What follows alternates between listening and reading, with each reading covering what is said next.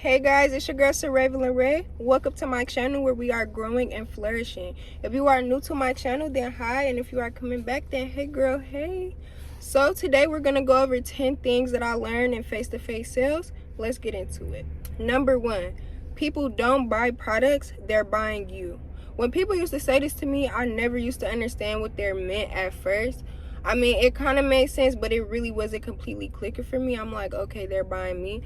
But what they meant is, if you're nervous, they feel it. If you're grounded, they feel it. If you're confident, they feel it. It really has a lot to do with who you are outside of the job.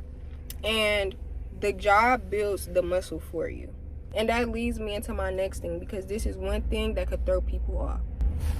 Number 2, rejection is not personal. I had to learn this pretty quick, because this is that one thing that you have to get past to really get good at sales. What really helped me is understanding that a customer saying no is not them saying no to me. It's them basically telling me that they are not ready to make a decision, not ready to talk.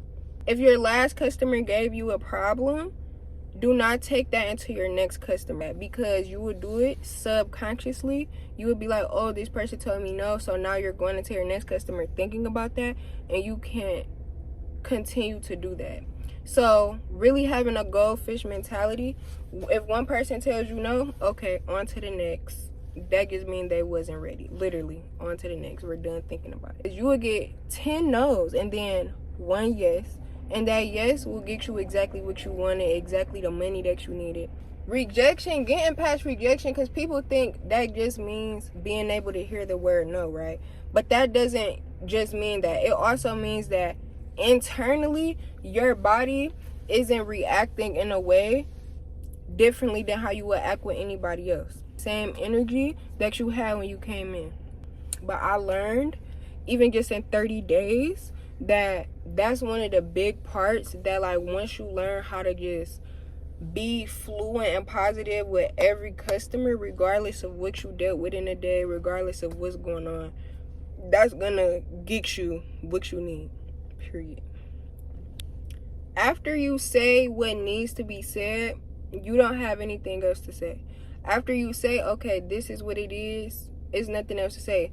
If you are doing a sense of taking action, hey, go ahead, grab your ID. It's nothing else to say. After you say, go ahead, grab your Visa or credit card, nothing else to say. Because then you have to give that person time to think. It's just have what you're going to say and just say it. And then after that, silence is also a form of confidence. Being able to know that it's okay for it to be silent. It's okay. Number 5, beast factors. Your body speaks before you do. Before you can sell your product, before you get your pitch out, your body language speaks first. So eye contact, mirroring your customer, body posture, the confidence, and how you're showing up in that customer's eyes, right? And when I say mirroring, I mean that you're mirroring how that person is showing up. If this person is more laid back, no, you're not going to show up exactly how they're showing up. But if you're more excited with another customer who's more upbeat, you're going to dial that down just a little bit to kind of fit the customer that you're talking to vibe. Fit the customer that you're talking to vibe. I feel like that it was a real big shift for me that I just did, I just did it because I just felt like, why not give it a try? So while I was there, one of the main things that I learned is, like, your first impression means a lot. How you show up means a lot. It's really just about critiquing your own personal brand and then, like, just putting it out in the forefront. And then the beautiful thing about sales is you could sell in any job, literally anywhere. People sell homes, apartments, condos, cars, rentals, trucks, hair, nails, lashes, haircuts, literally everything you could sell. So these are tools that I feel like any woman in their 20s, this is something that is just like something you should keep in your pocket, regardless if you're like big on sales. If you feel like you're an outgoing person, you like talking to people, even if you haven't done it a lot. I'm telling you, because again, I went from isolation to literally putting myself out there, and you can do that too. Like, literally, you don't have to stay in that box. And I feel like I've learned that more than ever just at the beginning of 2026. Whoever's watching this video, I just want y'all to know, like, y'all could do whatever y'all want to do. Literally, like, I don't care if you never learned how to swim. If you want to go be a swim instructor and they gonna pay you to train you, go and do it. Who's stopping you? Like, literally. So anyway, that was just a little small tangent. But 5, eye contact, your posture, your tone, mirroring their energy. That's the first pitch. Another thing that I used to think about, I like didn't know where to put my hands, like, especially at the beginning. Anybody who is their first week or two in sales is probably the most, like, me personally, I don't see stuff as embarrassing. I be laughing at myself. If I bust my ass, I'm laughing. Like, if I mess up in front of everybody, I'm laughing. If I farted, I'm laughing. If, like, I'm not taking stuff too serious at all. One of the main things that I will say I learned from this experience is letting stuff go. We're not thinking about yesterday. We're not spending no seconds on yesterday. We learning lessons and then we're like going and taking that to the next day. We're not like, I feel like if you just sit there and really figure out your tone, you figure out how you're gonna show up, and like you got the product knowledge, baby, you gonna make bang. You gonna make bang, okay? That brings me to number 6. You can't convince everyone. From experience, it will drain you. I best believe you. It will drain you. When I tell you, the 30 days was like,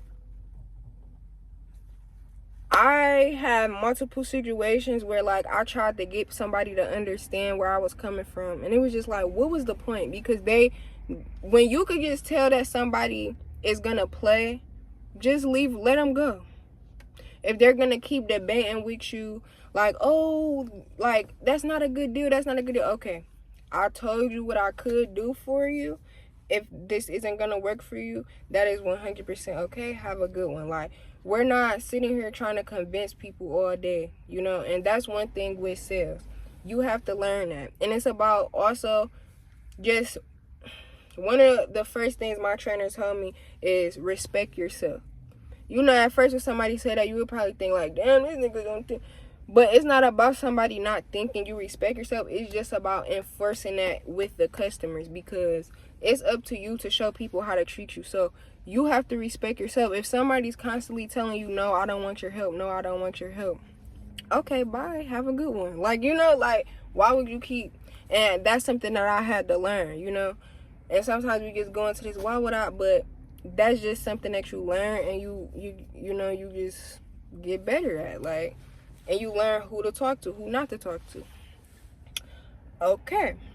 Number 7. Listening closes more sales. I've learned this even with like relationships, bonds, family, and especially with customers. Like, we be thinking, okay, I know this, I know this, I know that. Okay, I need to just drop it all on them. You don't. You need to listen to what they really need. I had this thing where I did the pitch that my company gave me, but I switched the pitch up a little where I say, hey, if you could change anything about your phone service, what would that be? And then, like, I really just, like, be interested. Like, I'm intrigued to know if you could change anything. And then they'll say, okay, I'll change, like, my data, or I'll change the price, or, like, it's only whatever margin you're in with sales, it's only going to be a few things that they could change for real, right? So from that, okay, cool. And how would you feel if you were able to change that? How would that, if you could change that, how would that make you feel? Okay, boom. Then they said that made me feel good. Okay, let me show you really quick what I can do for you. Boom. Now we're moving forward.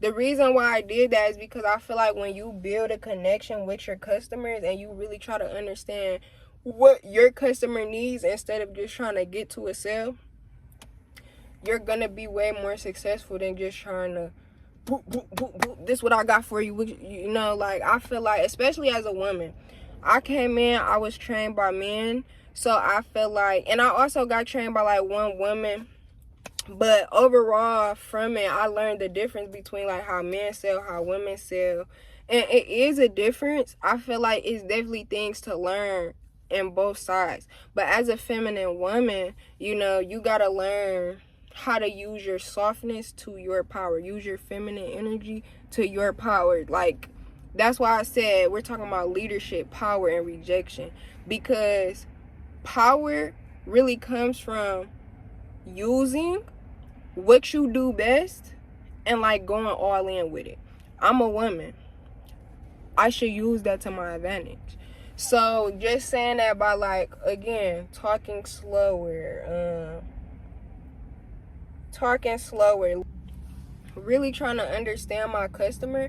And then boom, once I understood them, that's the thing, this is where you got to switch it up. And I think this is where you got to switch it up, because that's the balance. You got to have the masculine and the feminine energy. You got to have the masculine and the feminine energy. So boom, all right, I'm seeing how you feel about your phone service, and now it's my turn to help you. Now it's my time to provide help for you. Boom. Now it's my time to take control. Go ahead. It's my turn to take control. So now it's, go ahead, grab your ID. Let me make sure that I could do this for you really quick. Boom. They give me their ID. Okay. Good news. We're able to do this for you. Bad news. They're going to miss you. Boom. Dot. Now we're just switching your phone number over. You know what I mean? Verizon, give me your Verizon app. Let's switch your phone number over. This is the point where it's like clear cut to the point and seeing it through. Sense of urgency, like, you know, and understanding that people are going to have little objections. That's where the product knowledge comes in, and that's when knowing your shit comes in, knowing what to say. And it gets pretty simple when you know, okay, ID, porting, credit card, boom, boom. Now I know how to boop, boop, boop. And then I also know when they ask me questions, I know that is only so many questions they're gonna ask. Sometimes if you're like me and you come into sales, sometimes we could get a little overwhelmed because it's so much. Like, you feel like it's so many different questions they can ask. It's so many different objections. It's so many, you know, and I had to sit back and realize, like, okay, this person is only going to ask me around 5 to 6 different type of questions about 5 to 6 different type of things, either their phone bill, and this goes into whatever you're doing in sales. They're only going to ask you or try to get confirmation on a few different things. That's where product knowledge comes in, and that's where slow talking comes in. Not like extremely slow, but slow enough to where you don't seem like you're slurring over your words and that you don't know what you're talking about. So again, knowing the senses of action to take control to help out this customer, and also knowing how to reassure them when they ask you a question through the product knowledge. So that gem will take you so far. That brings me to number 8. Detachment makes you better. When you're able to detach, again, from that last customer, when you're able to detach, you're able to grow, like literally. When I stopped needing the outcome, I performed better. When I took the pressure off of myself and I said, hey, look, I'm here to help. I'm going to do my part, and whatever happens, happens.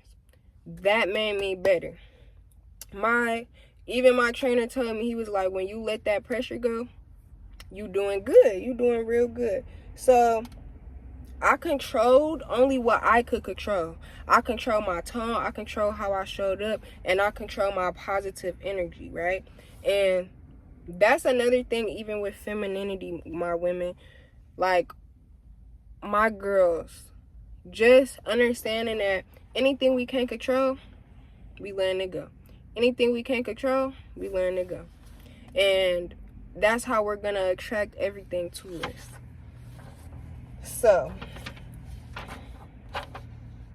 that brings me to number 9. You are the brand, and the real sale is selling yourself.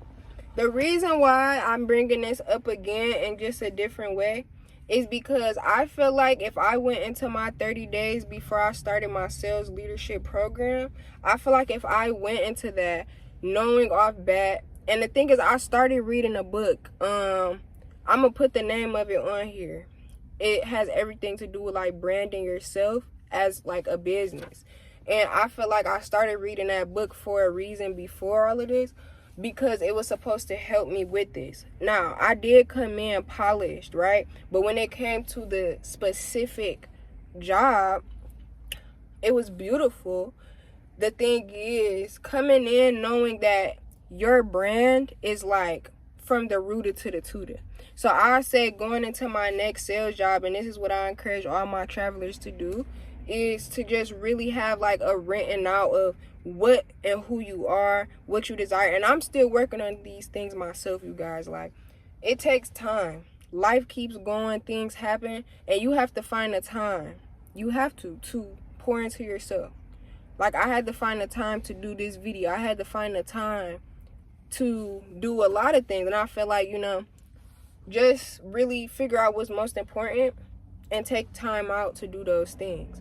So with me personally, and I'm gonna fill y'all in more on this on another video, I've been wanting to be very specific with my life lately. Like, okay, who do I see myself as a saleswoman? Again, being able to say, hey, these are the senses of action. These are around about the objections I'm going to get. I have an answer to all of these things. How am I going to show up? How is my body posture going to show up? I'm going to be calm. I'm going to be confident. I'm going to be positive. And I'm going to transfer a great energy of abundance. So from me knowing that, I could prioritize that more as I walk into the job. When you walk in and you're kind of sure, but you're not all the way sure, that shows. And the thing is, with me, everything was beautiful. But at the end of the day, don't compare your chapter, and this is taking me into 10. Don't compare your chapter 1 to somebody's chapter 10. It was multiple people who I was working with who were older than me or even been in sales before I was, right? And I could compare, but no. I was motivated by seeing women, especially women of color and even other ethnicities of people, just win and like do amazing things. And I look at it like, even if I don't stay at this opportunity, I know that my next job, I could take this into it. I know that my next sales opportunity, I could take that into it. So I feel like going into 10, I'm going to end this off by saying, I want y'all to understand that no matter if it feels or looks like you fail, as long as you keep getting back up, because in my eyes, I didn't fall, baby.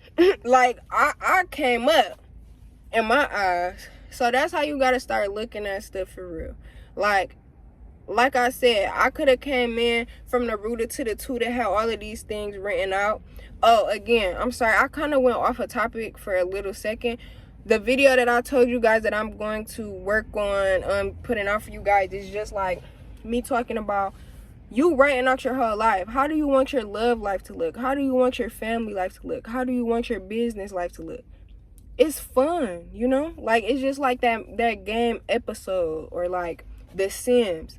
Do it. It's fun. It's your life. You get to live it in 3D. Like, come on. Let's get into it, y'all. And again, leaving it off at 10.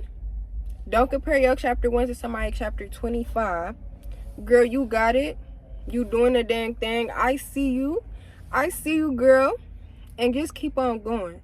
And look, I'll be back. We on this journey together. And I really hope this video helped you guys.